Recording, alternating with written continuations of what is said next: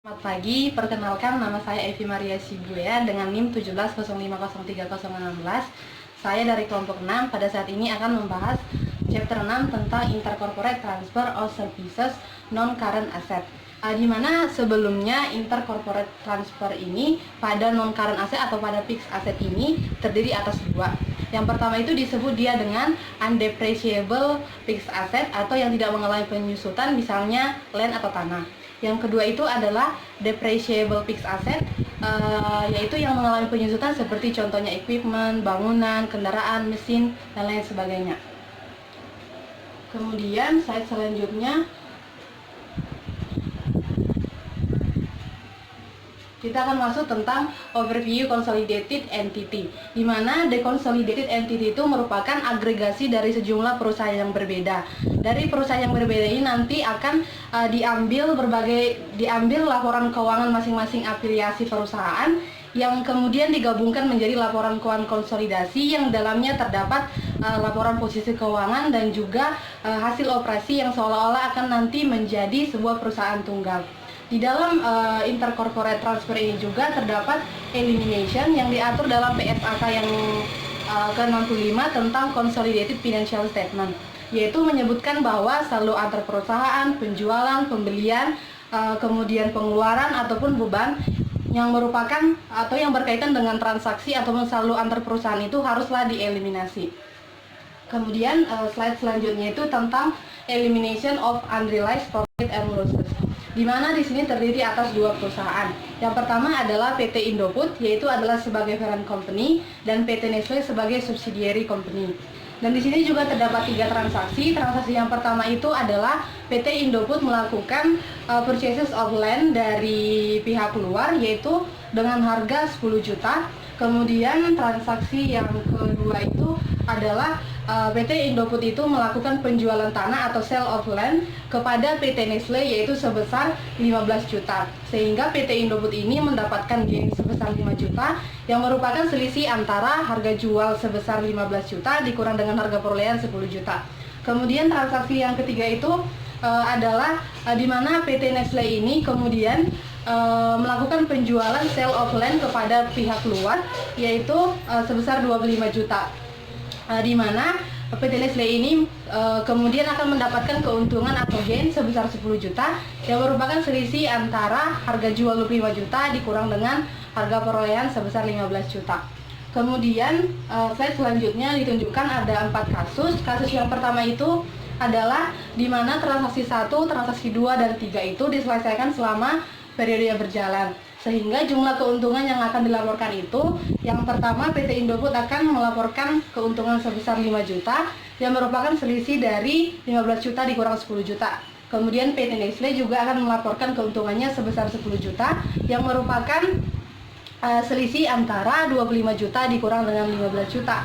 Kemudian consolidated entity itu melaporkan 15 juta yang merupakan selisih antara harga jual yang akan dibayarkan oleh entitas luar dikurangkan dengan harga perolehan yang diperoleh oleh PT Nestle itu sendiri, di mana jumlah keuntungan ini akan dilaporkan oleh kedua PT Indofood dan Nestle ini yang dapat dikatakan sudah bisa terrealisasi.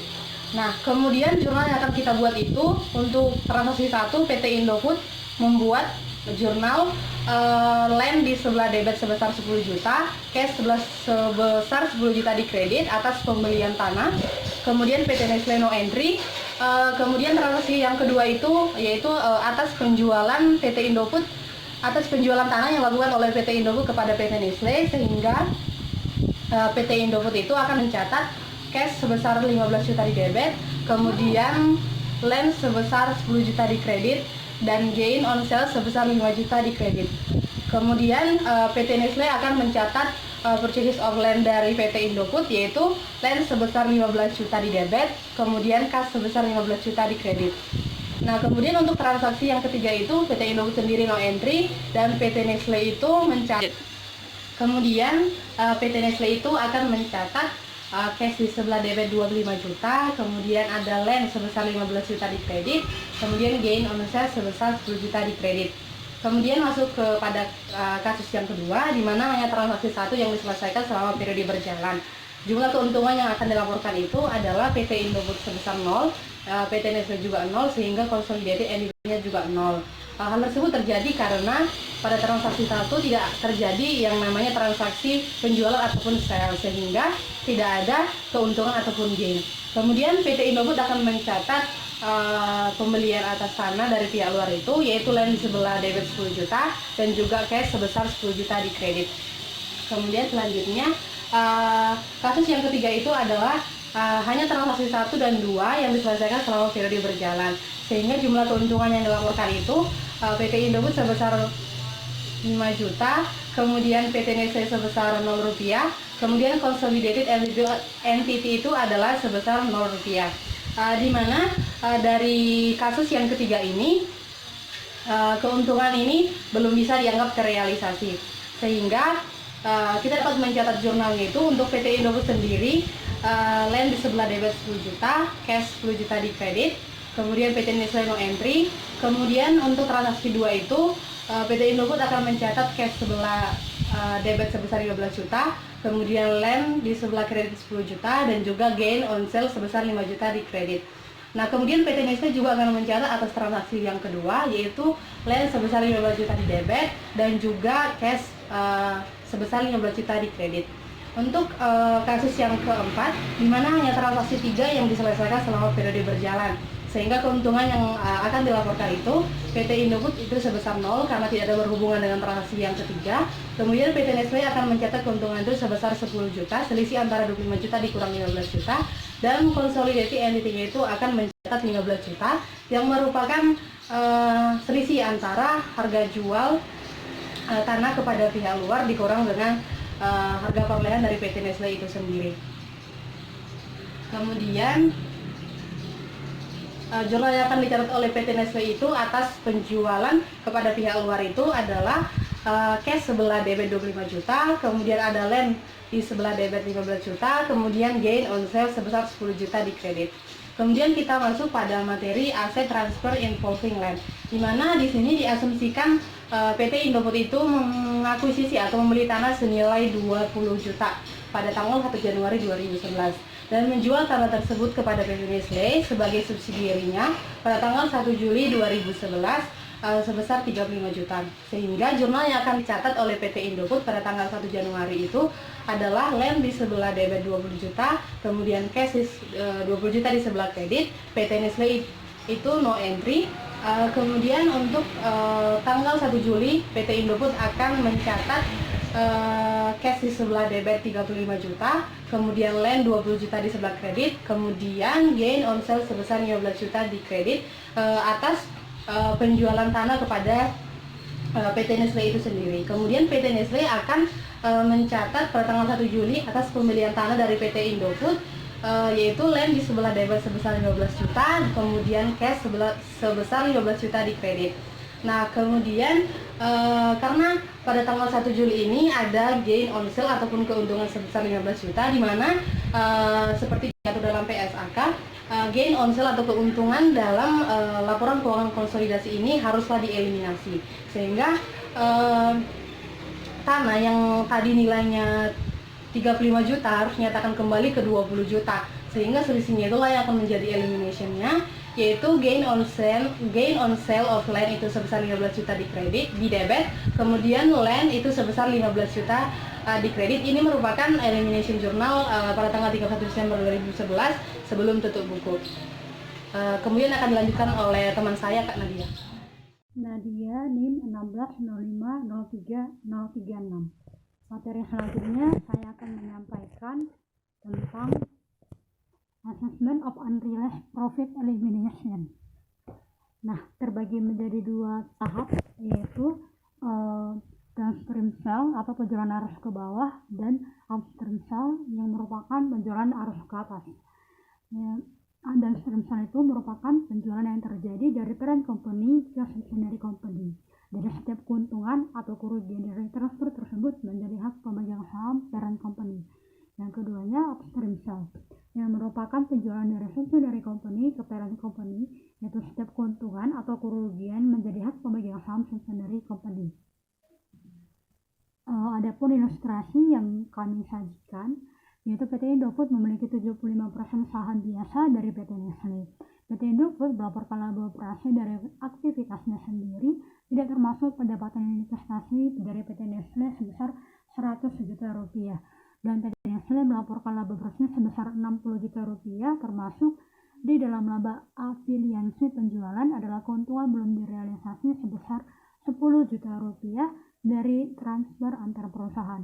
Maka untuk mencari income assessment to controlling interest-nya dari transfer downstream-nya, kita dapat dari 100 juta rupiah dikurangi 10 juta rupiah yang merupakan afiliasi penjualannya, lalu dapatlah 90 juta rupiah dan ditambahkan 60 juta rupiah yang merupakan PT Nestle net income-nya, dapatlah 150 juta rupiah, lalu dikurangkan 15 juta rupiah yang merupakan hasil dari 25% dikali 60 juta rupiah yang merupakan PT Nestle net income itu, maka dapatlah 135 juta rupiah. Selanjutnya itu net to non-controlling interest, yang merupakan laba yang diberikan ke non-controlling interest adalah bagian proporsional non-controlling interest dari laba terrealisasi subsidiary dalam transaksi dengan pihak eksternal ke entitas konsolidasi. Nah, kalau bagian downstream ini kita dapat dari 60 juta rupiah dikali 0,25, maka dapatlah 15 juta rupiah yang menjadi income to controlling interest. Lalu bagian upstreamnya kita dapat dari 60 juta rupiah dikurangi 10 juta rupiah, maka dapatlah 50 juta rupiah sebagai PT Nestle Realize income-nya, lalu dikalikan 0,25, maka dapatlah 12.500 sebagai income to controlling interest-nya. Nah, selanjutnya itu ada ilustrasi penjualan downstream dapat diasumsikan dengan situasi yang pertama, PT Indofood membeli 80% saham PT Nestle pada tanggal 31 Desember 2010 pada nilai buku saham sebesar 240 juta. Yang kedua, pada tanggal 1 Juli 2011 PT Indofood menjual tanah ke PT Nestle seharga 35 juta rupiah. PT Indofood semula membeli tanah tersebut pada tanggal 1 Januari 2011 seharga 20 juta rupiah. PT Nestle masih memiliki tanah tersebut selama tahun 2011 dan tahun berikutnya. Lalu poin ketiga, selama tahun 2011 PT Indofood melaporkan laba terpisah sebesar 155 juta rupiah, terdiri atas laba dari operasi reguler sebesar 140 juta rupiah dan keuntungan penjualan tanah sebesar 15 juta rupiah. Dan PT Indofood mengumumkan dividen sebesar 60 juta rupiah. Lalu poin yang nomor 4, PT Indofood mencatat investasinya di PT Nestle menggunakan metode ekuitas pasar, di mana PT Indofood mencatat bagiannya atas laba bersih dan dividen PT Nestle, tetapi tidak menyesuaikan untuk laba antar perusahaan yang belum direalisasi. Maka perhitungan basic equity method interest pada tahun 2011 dapat kita peroleh dengan tahun 2011 PT Indofood mencatat bagiannya atas laba dan dividen dari PT Nestle dengan ayat jurnal yang umum menggunakan metode ekuitas pasar. Ayat jurnal itu yang kelima mencatat dividen dari PT Nestle yaitu 30 juta rupiah dikali 0,80, maka dapatlah 24 juta rupiah dengan pencatatan cash pada investment in PT Nestle stock. Lalu yang keenam mencatat pendapatan metode ekuitas yang didapat dari 50 juta dikali 0,80, maka dapatlah 40 juta rupiah dengan pencatatannya investment in PT Nestle stock pada income from subsidiary. Selanjutnya pada tanggal 31 Desember 2011 akun investasi pada pembukuan PT Indofood tampak seperti tampilan pada layar, yaitu equity peroleh sebesar 40 juta rupiah dan bagian sini dividennya itu sebesar 24 juta rupiah. Consolidation work paper-nya pada 2011 ada bagian ketujuh itu mengeliminasi pendapatan dari PT Nestle, yaitu income from subsidiary 40 juta rupiah, dan dividend declare 24 juta rupiah pada investment in subsidiary stock 16 juta rupiah yang dapat kita lihat pada layar. Lalu pada bagian ke-8 mengalokasikan laba ke kepentingan non pengendali sebesar 10 juta rupiah yang didapat dari 50 juta rupiah dikali 0,20 dan 6 juta rupiah yang diperoleh dari 30 juta rupiah dikali 0,20. Dan pencatatan ayat jurnal umum itu income to net controlling interest dibagi sebesar 10 juta bagian debit dan dividend declare 6 juta rupiah di bagian debit dan non controlling interest di bagian kredit sebesar 4 juta rupiah. Lalu bagian ke-9 mengeliminasi saldo investasi awal yaitu common stock subsidiary sebesar 200 juta rupiah di bagian debit, returning earnings per 1 Januari 100 juta rupiah di bagian debit, lalu investment subsidiary stock 240 juta di bagian debit, di bagian kredit, dan non controlling interest sebesar 60 juta rupiah di bagian kredit. Nah, dapat kita lihat kertas kerja konsolidasinya pada tahun 2011. Ada kolom itemsnya, parent company, subsidiary company, dan pembagian eliminasinya. Dan pada akhirnya dapat hasil perhitungan konsolidasinya. Nah, selanjutnya itu konsolidasi net income-nya. Kita dapat dari 150 juta rupiah dikurang 15 juta rupiah, lalu dapatlah 140 juta rupiah, lalu tambahkan 50 juta rupiah dari PT Nestle net income, dapatlah konsolidasi net income-nya itu sebesar 190 juta rupiah dan dikurangkan 10 juta rupiah dapatlah 180 juta rupiah. Lalu non controlling interest-nya itu kita dapat dari common stock-nya sebesar 200 juta rupiah, ditambah 120 juta rupiah dapatlah 320 juta rupiah dikali 0,20 dapatlah 64 juta rupiah. Nah, pada kasus upstream sale kita seperti pada bagian layar, perlakuan upstream sale dapat diilustrasikan dengan contoh sebagian berikut, dan perlakuannya itu yang nomor 11 ayat jurnalnya itu cash pada investment in PT Nestle Stock sebesar 24 juta rupiah yang dimana merupakan penghasilan dari 30 juta rupiah dikali 0,80. Selanjutnya pada bagian ke-12 seperti yang ada di layar itu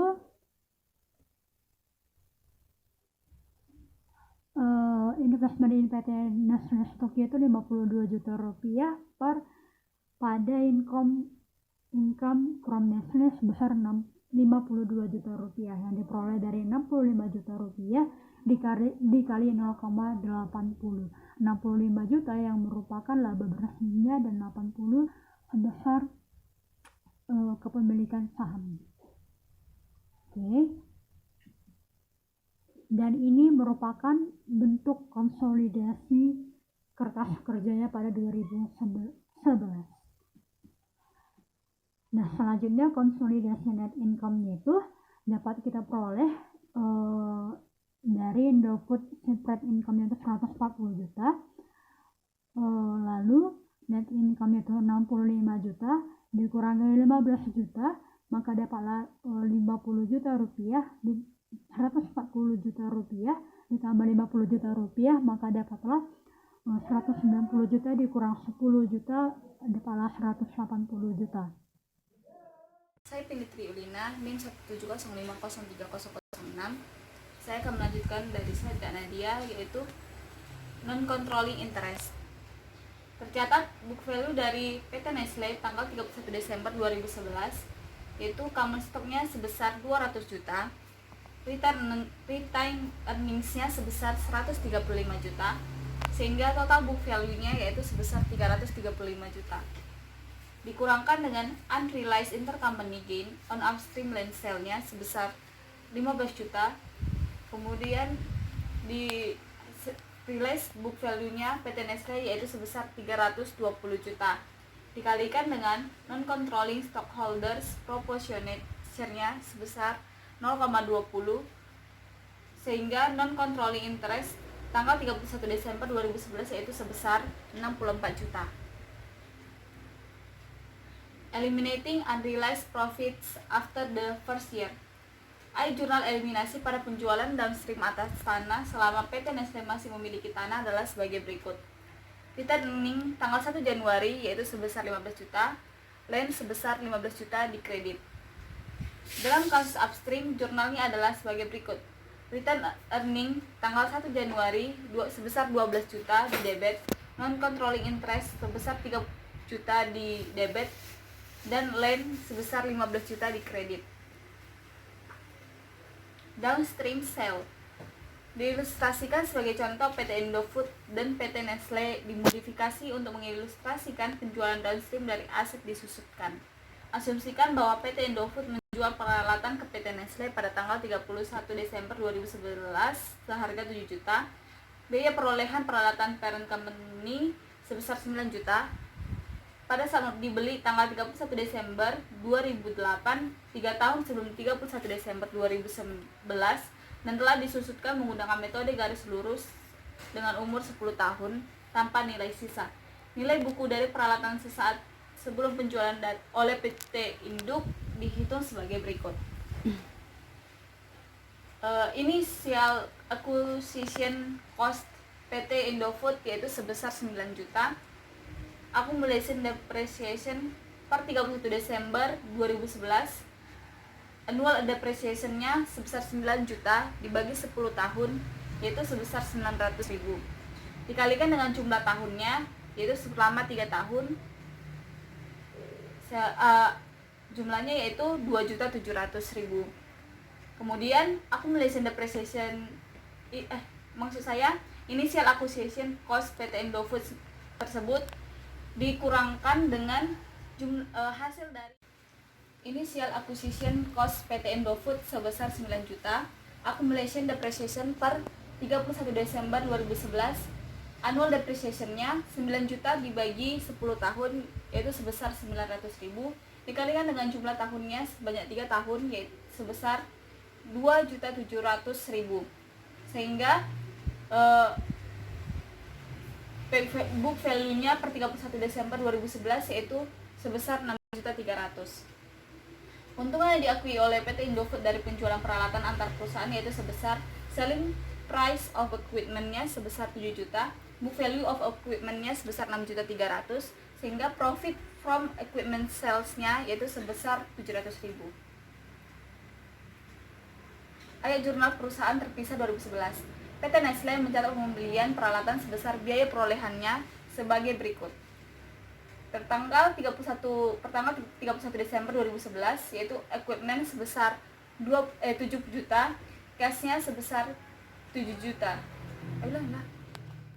Ayat jurnal perusahaan terpisah 2011. PT Nestle mencatat pembelian peralatan sebesar biaya perolehannya sebagai berikut. Equipment di debit sebesar 7 juta, cash di kredit sebesar 7 juta. PT Nestle tidak menyusutkan peralatan selama tahun 2011 karena peralatan tersebut dibeli pada akhir tahun 2011. PT Indofood harus mencatat penyusutan peralatan untuk tahun 2011 karena memiliki aset tersebut sampai akhir 2011. Yaitu jurnalnya depreciation expenses sebanyak 900 di debit dan accumulation depreciation-nya sebanyak 900 kredit. Kenalkan, nama saya Mega Elizabeth Simorangkir dengan NIM 170503036. Saya akan melanjutkan presentasi dari teman saya yaitu Pindi Triulina, di mana saya akan membacakan jurnal dari Kertas Kerja 2011. Itu yang pertama jurnalnya, income from PT Nestle 40 juta di debit, dividen declared 24 juta di kredit, investment in PT Nestle 16 juta di kredit, dengan mengeliminasi pendapatan anak perusahaan. Yang kedua itu jurnalnya income for non-controlling interest 10 juta di debit, dividen declared 6 juta di kredit, non-controlling interest 4 juta di kredit. Yang ketiga jurnalnya itu common stock PT Nestle 200 juta di debit, return earning January 100 juta di debit, investment PT Nestle 240 juta di kredit, non-controlling interest 90 juta di kredit. Yang keempat yaitu jurnalnya itu building and equipment 2 juta di debit, gain on sale of equipment 700.000 di debit, accumulation depreciation 2.700.000 di kredit.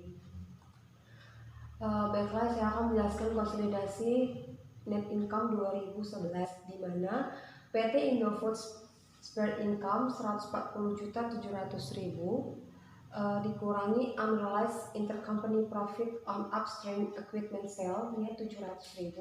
Maka PT Indofood realized net income-nya diperoleh 140 juta. PT Nestle net income-nya 50 juta. Consolidated net income-nya 190 juta, di mana income to not controlling interest-nya didapat bahwa 50 juta dikali 0,2 hasilnya ada 10 juta. Income to controlling interest yaitu 180 juta. Saya akan membacakan ayat jurnal tersendiri 2012, di mana bahwa selama tahun 2012 PT Nestle mulai menyusupkan biaya perolehan peralatan sebesar 7 juta yang diakuisisi PT Indofood selama sisa umur 7 tahun menggunakan metode penyusutan garis lurus. Hasilnya adalah beban penyusutan sebesar 1 juta per tahun. Jadi 7 juta dibagi 7 tahun. Jadi jurnalnya itu depreciation expense-nya 1 juta di debit, akumulasi depreciation-nya 1 juta di kredit. PT Indofood mencatat ayat jurnal metode ekuitas tahun 2012 untuk mencerminkan bagiannya atas laba PT Nestle sebesar 74 juta dan dividen sebesar 40 juta. Dengan pencatatan jurnal cash 32 juta di debit, investment in PT Nestle 32 juta di kredit dengan 40 juta dikali 0,80. Yang kedua yaitu jurnal investment in PT Nestle 59.200.000 di debit, income from PT Nestle 59.200.000 di kredit. Jadi laba bersih PT Nestle hanya sebesar 74 juta untuk tahun 2012 karena telah dikurangi beban penyusutan sebesar 1 juta atas aset yang ditransfer. Oleh karena itu, bagian PT Indofood atas laba sebesar 59 juta didapat dari 74 juta dikali 0,80. Saya akan membacakan kertas kerja dari tahun 2012, di mana jurnalnya itu income from PT Nestle 59.200.000 di debit, dividen di kredit 32 juta di kredit, investment PT Nestle 27.200.000 di kredit. Yang jurnal yang kedua yaitu income for non controlling interest 14.800.000 di debit, dividen di kredit 8 juta di kredit, non controlling interest 6.800.000 di kredit.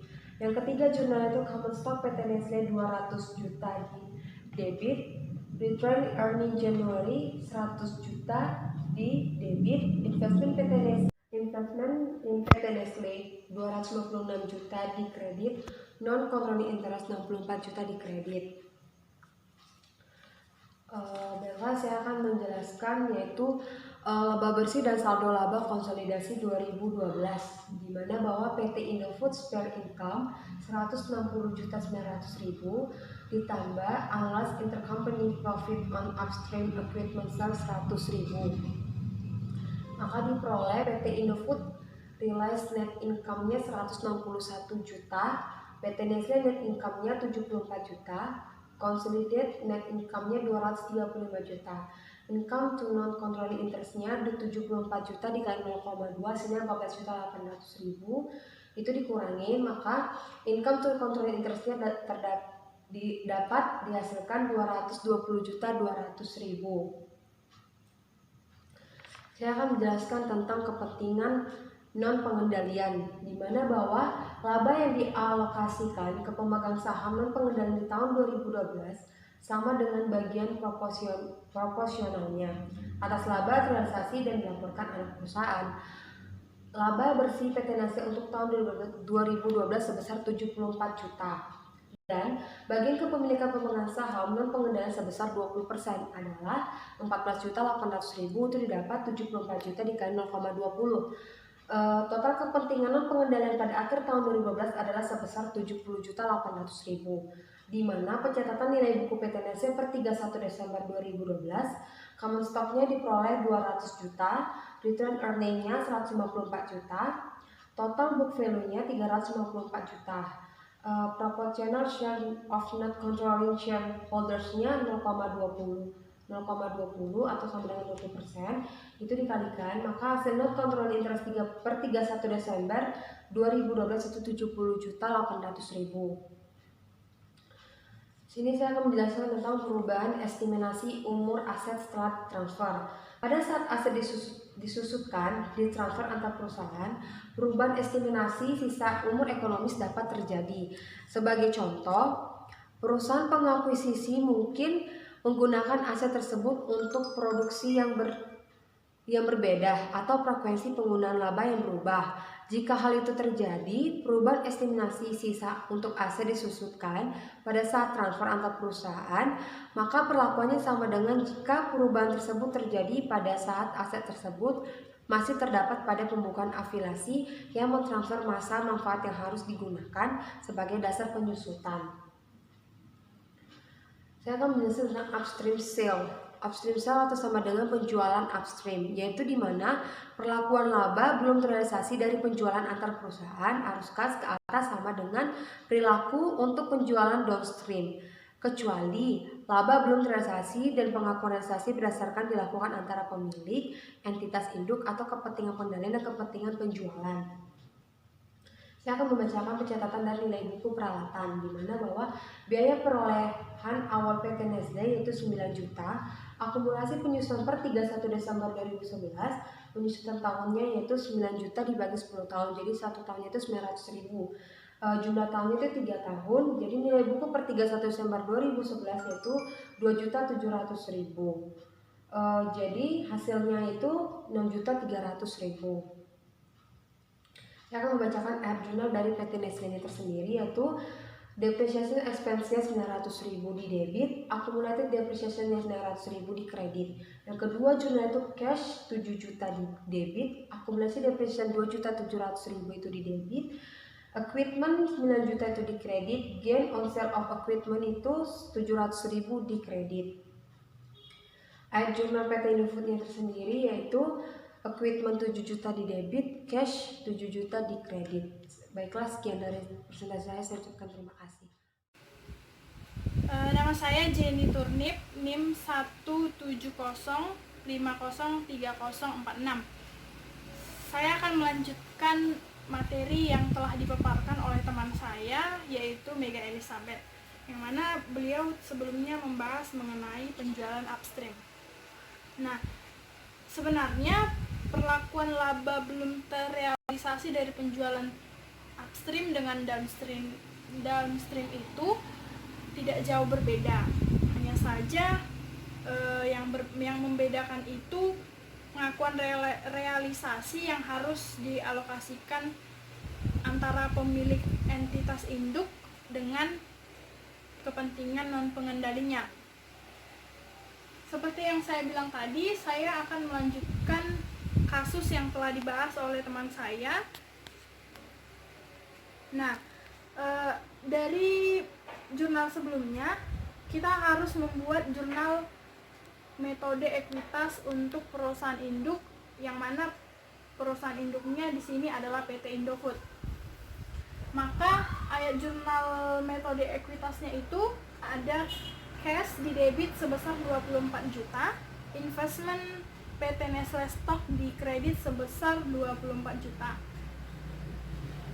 Jurnal ini dibuat untuk mencatat dividen dari subsidiary sebesar 30 juta dikali 0,80. Lalu jurnal selanjutnya, investment in PT Nestle Stock sebesar 40 juta 560.000 di debit, dan income from subsidiary-nya 40 juta 560.000 di kredit. Diperoleh dari pencatatan pendapatan metode ekuitas sebesar 50 juta ditambah 700.000 dikali 0,80. Kemudian dilanjutkan dengan pembuatan jurnal eliminasi. Nah, jurnal eliminasinya ini dicatat sebagai income from PT Nestle sebesar 40 juta 560 di debit, dan dividen declared di kredit sebesar 24 juta, investment in PT Nestle Stock di kredit sebesar 16 juta 560.000. Ini dibuat untuk mengeliminasi pendapatan dari PT Nestle. Kemudian kita harus membuat pengalokasian laba ke non-controlling interest-nya, yang mana akan dicatat jurnal income to non-controlling interest di debit sebesar 10 juta dan dividen declared di kredit sebesar 6 juta dan non-controlling interest di kredit sebesar 4 juta. Lalu dicatatkan lagi common stock di PT Nestle di debit sebesar 200 juta, retained earnings per 1 Januari 100 juta di debit, dan investment in PT Nestle stock di kredit sebesar 240 juta, non-controlling interest di kredit sebesar 60 juta. Jurnal ini dibuat untuk mengeliminasi saldo investasi awal. Lalu dalam penjualan upstream, kita juga harus membuat jurnal tambahan untuk mengeliminasi keuntungan belum terrealisasi dari penjualan peralatan antar perusahaan ini, yang mana apabila dibuat eliminasi keuntungan belum terrealisasi dari penjualan upstream, maka jurnalnya akan memunculkan jurnal equipment di debit sebesar 202 juta, gain on sale of equipment di debit sebesar 700.000, dan akumulasi depresiasi 2.700.000 di kredit.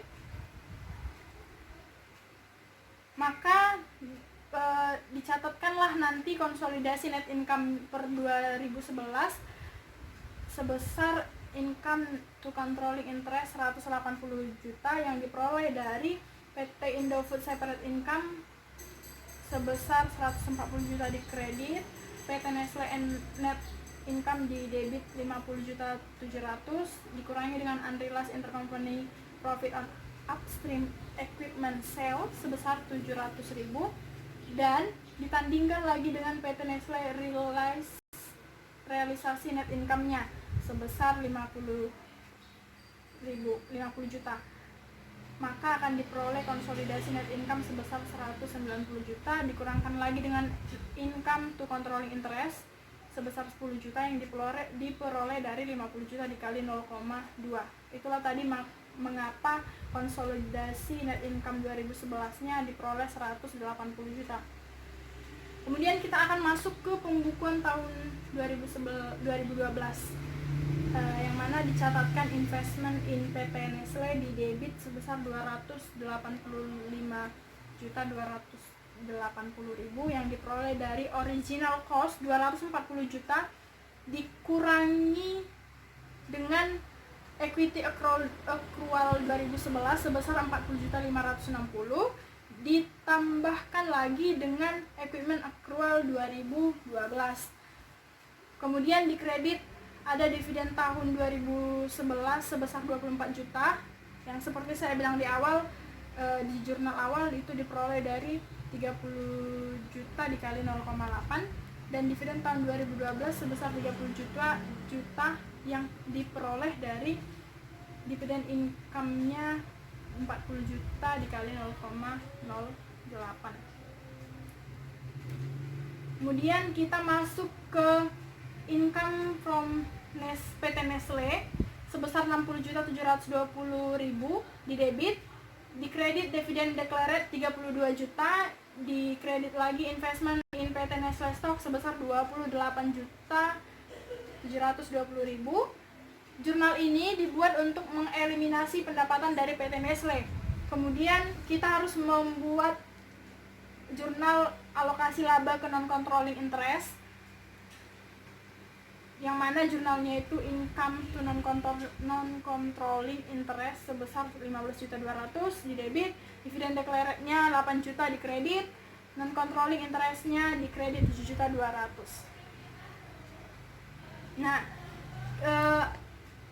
kita juga, seperti yang saya bilang di awal, kita akan selalu membuat jurnal tambahan yang diperlukan untuk mengeliminasi keuntungan belum terrealisasi dari penjualan itu, yang mana diperolehlah jurnalnya land and equipment di debit 2 juta, retained earnings di debit 560.000, dan controlling interest di debit 140.000, dan akumulasi depresiasi di kredit 2.700.000. Ini dibuat untuk mengeliminasi keuntungan belum terrealisasi dari penjualan upstream atas penjualan. Sekian dari kami. dari pemaparan materi kelompok 6. Saya ucapkan terima kasih.